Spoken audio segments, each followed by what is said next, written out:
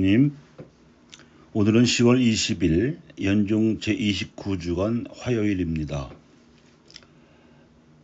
오늘은 복음화와 관련해서 최근 일부 종교인들이 혐오스러운 행태를 보임으로 해서 전체 종교인들이 손가락질을 받는 사태가 벌어져서 어떻게 하면 복음화가 사람들에게 감동을 줄 수 있는지에 대해서 생각을 해보고자 합니다.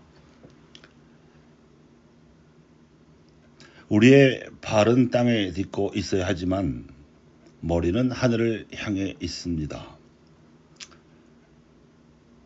우리는 온 땅을 감싸고 있는 하늘을 향해 쳐다보며 하느님께 기도하면서도 땅에서 우리와 함께 살고 있는 이웃 인간과의 관계에서 행한 행위로 하느님께 드리는 기도의 예물로 삼습니다.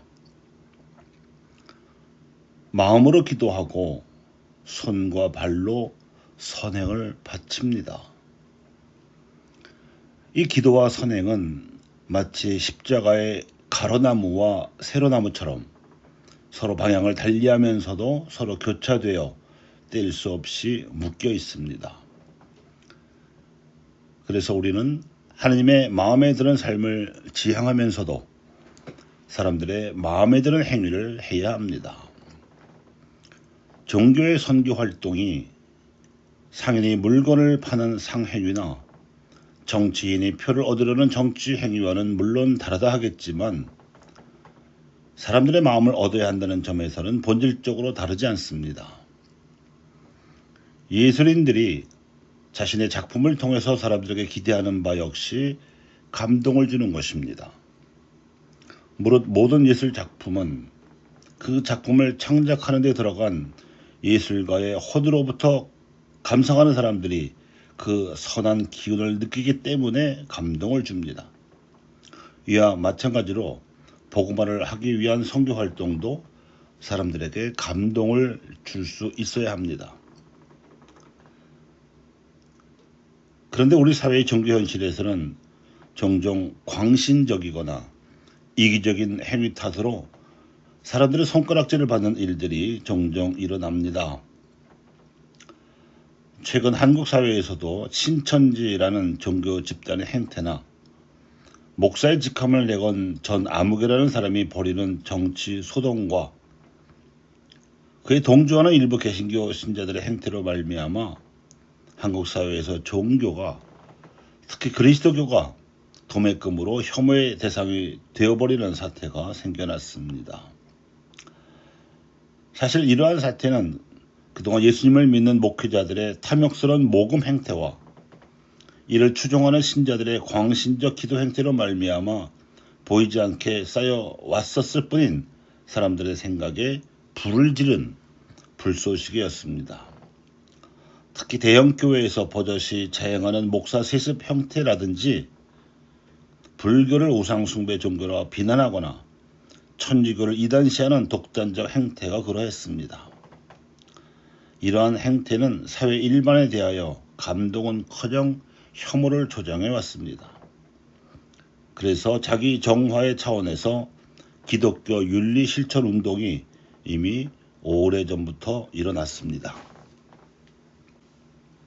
이 운동은 암흑의 시대였던 1970, 80년대 사이에 진보 진영의 치열한 저항과 보수 진영의 철저한 방관 사이에서 신앙적 혼란과 양심적 방황을 경험한 양심적 복음주의자들이 주역입니다.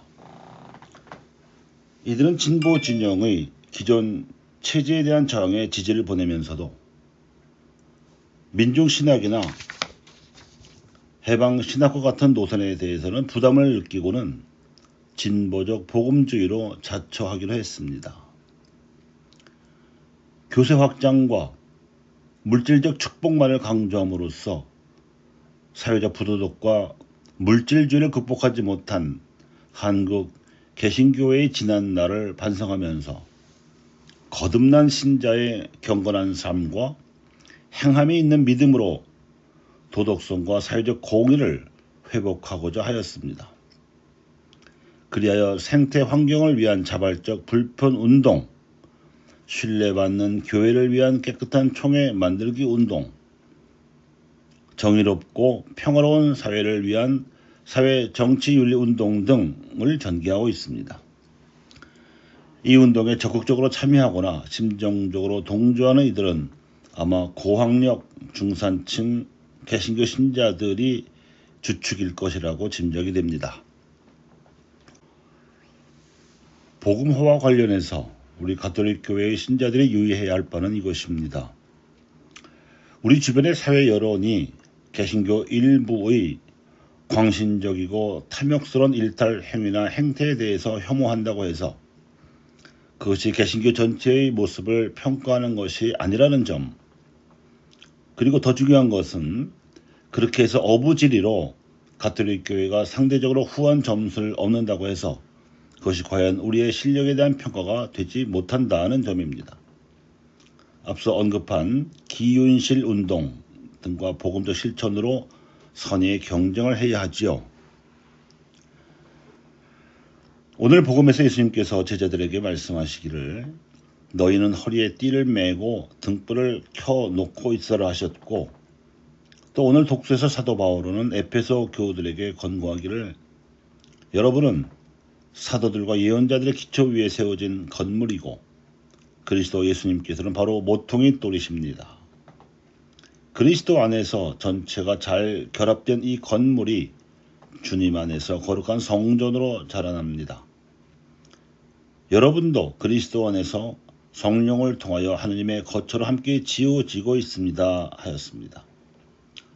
그러므로 혼인잔치에서 돌아오는 주인이 도착하여 문을 두드리면 곧바로 열어주려고 기다리는 사람처럼 우리의 소임과 사도직 활동 그리고 작은 선행들에서 정성을 다하면 교회라는 집이 그리스도의 집이 튼튼하게 될 것이고 교회가 세상 사람들에게 혐오를 안겨주는 대신 감동을 줄 수 있습니다.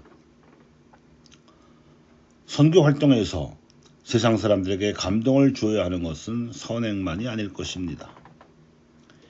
이미 세상에는 너무나 많은 말들이 흘러넘치고 있으니 교회가 선포하는 말씀, 즉 메시지와 강론은 시대의 징표를 식별하여 알려주는 희망의 등불이어야 하고, 그러자면 하나님의 계시에 대해서도 정통해야 하지만 시대의 흐름도 꿰뚫고 있어야 설득력을 갖출 수 있습니다. 사실 세상 사람들은 가볍고 천박한 말들의 홍수에 지쳐 있어서 하느님만이 하실 수 있는 깊이 있고 알찬 말씀을 듣고 싶어 합니다. 그리고 성체성사가 거행되는 미사의 봉헌에 있어서도 경건함을 잃지 않는 것이 기본입니다. 미사는 하느님께 찬미와 영광을 드리기 위하여 우리가 할 수 있는 가장 고귀한 예배이기 때문이고, 하느님께서 복음화의 힘과 용기와 지혜를 우리에게 주시는 자리이기 때문입니다. 감사합니다.